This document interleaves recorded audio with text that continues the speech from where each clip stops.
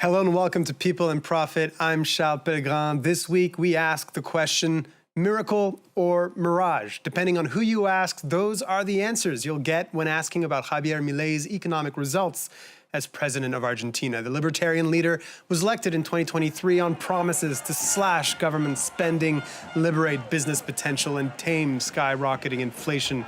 So where do we stand now, especially as he approaches his third year in office and with midterm elections around the corner on October 26th?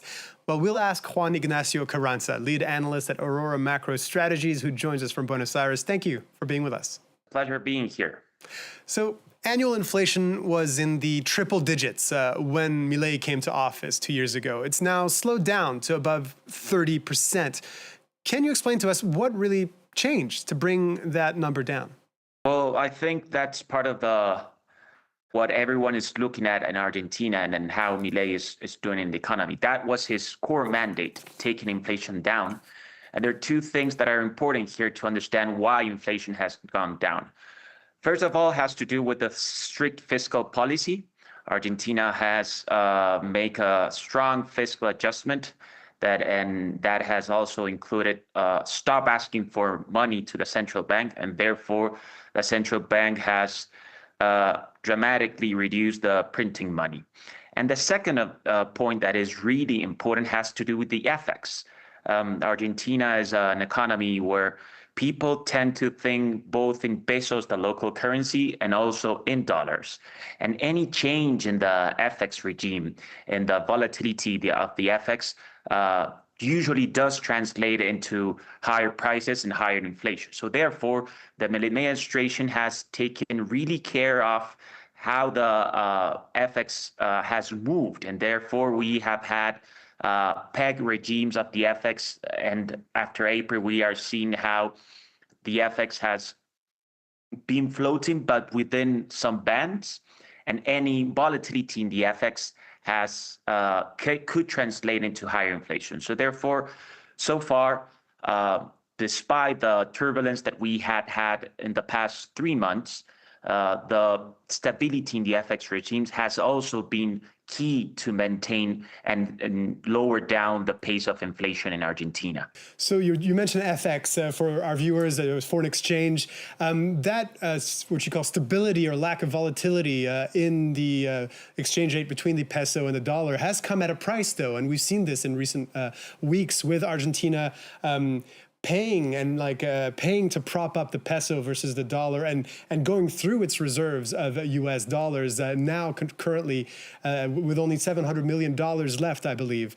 Does this mean that basically the Milei administration artificially propped up its currency in order to fight back inflation? And what does that mean?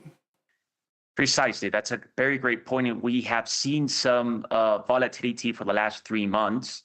So far, in terms of that pass-through of that volatility to prices, it has been low. But for sure, we're seeing how the central bank and the treasury are trying to pace down the curve of the FX and keep that peso within those levels to avoid inflation. That's why we have seen the Milei administration go into Washington, D.C. and asking one of the most important ally that the administration has, Donald Trump, to bail them out. One thing important to say is that if you compare the currencies of Latin American countries during this year, you'll see that most of Latin American countries' currencies have appreciated, and that is because a weak dollar, and that is a trend that goes globally. Paradoxically, Argentina pesos has the only one that has devaluated, right? Of course, and as you said, we need to compare what happened last year, that Argentina peso was really appreciated, was really expensive. So if you were here in Buenos Aires in December, you would get a coffee, it would be, and any shop getting a coffee would be really similar to Manhattan levels, right? We're gonna see some sort of devaluation after the midterms, after the 26th of October midterms. That is gonna be a challenge, and the big question is, how is that gonna play with inflation, right? A couple of things to note here for our viewers. Obviously, that pledged support from the Trump administration to give that $20 billion swap line to the Argentinian central bank, and whether that will go through, that will be a huge factor. And obviously a reminder that Milei had run on a platform of dollarization of the economy. I want to focus on another figure now that's been really advertised about Argentina in recent months. The poverty rate actually coming down to 31.6% in the first half of 2025. And that's been the lowest level since 2018. How should we interpret that particular figure? Yes, that's a great question. And it has to do, again, what we said previously in this interview. It has to do with lowering inflation and the purchasing power of those who have salaries, right? Because of the peso appreciation. So this is income poverty. And those who have salaries, who have jobs, have been able to improve their purchasing power and that have improved and had gotten out of the line of poverty, right? And this is a trend and something that we see generally in Argentina for the last, I would say, 20 years. The big challenge is breaking that 30% barrier of lowering the poverty, right? Which would need reforms, would need more stability in terms of growth, right? Argentina is a very volatile economy, and we have seen these indicators of poverty and therefore linked with economic activity, very volatile. So yes, it has to do with inflation. Yes, it has to do with some sort of improving the purchasing power because of the peso has gotten stronger. But therefore, we also need to understand that Argentina is also an economy that is really relies on informality. And that indicator doesn't take into consideration those who have no salaries registered or those who don't have jobs. So economic indicators are one thing, but lived experience is another. So let's get a feel for the situation on the ground. Argentinians, depending on their situation, are still struggling with purchasing power. Small and medium businesses have shut down and jobs are being lost. Take a look at this report by our team in Buenos Aires, Mathilde Guillaume, Mariana Toledo, and Lucia Chulakian. Javier Milei has certainly brought inflation under control. But despite this victory, living in Argentina today is very expensive, almost as much as in France, while the minimum wage here is only 250 euros. This bar of chocolate costs almost 7 euros. It doesn't make sense. Like most Argentinians, Camila, who earns 700 euros a month, gets back on all her expenses. I buy lower quality products. I've switched to second brands. I buy less. Consumption continues to fall, down almost 20% in a year for this grocery store. This drop in demand, combined with the indiscriminate opening up to competition from imports, is weighing heavily on Argentina's manufacturing sector. This textile factory has seen its orders fall by 50% since Javier Milei took office. It is now operating at reduced capacity. We had to lay off 7 out of 20 employees and cut one shift, which represents a day and a half less. We're now operating at 50% of our capacity. And if the decline continues, we'll have to close. 16,000 businesses have closed in 2 years, leaving more than 250,000 employees out of work. And the layoffs continue. These 300 workers at the ceramics factory were laid off a month ago without compensation. Some employers are taking advantage of the recent dismantling of worker protection laws to avoid paying them. Fernando was a great admirer of Javier Milei, and now he feels betrayed.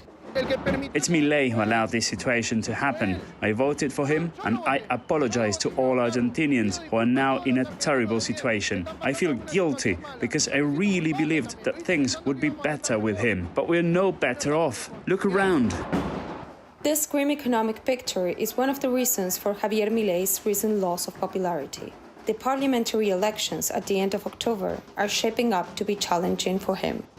So, Juan Ignacio, your reaction to this report, is this just another facet of the same story, or is it a completely different narrative? I think that the example of the textiles industry is a key example of how what Argentina before Milei was and what Argentina for Milei, what he wants about Argentina to be. The sectors that have been most benefited from the economic model of Milei have been the mining sector, the energy sector, some services, but the manufacturing of Argentina, and we haven't seen yet some improvements in terms of the equipments of technology that may improve their processes. So far, we haven't seen that. So the interview really nails us in terms of showing the complexity, the trade-offs, and the tensions of the economic model of Milei.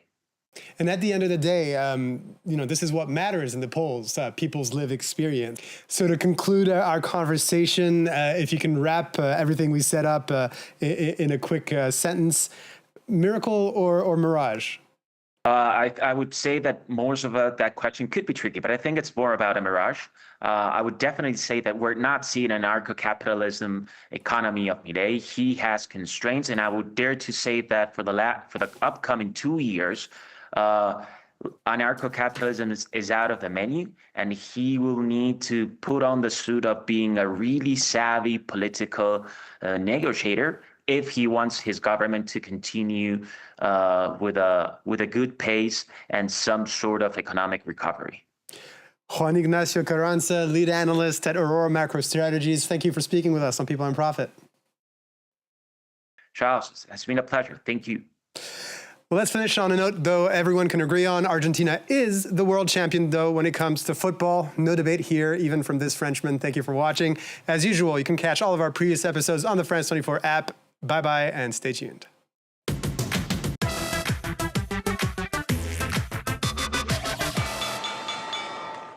Every week, Mark Perelman talks one-on-one to a personality at the heart of the news. And of course, we will continue to closely monitor Russia and what they do.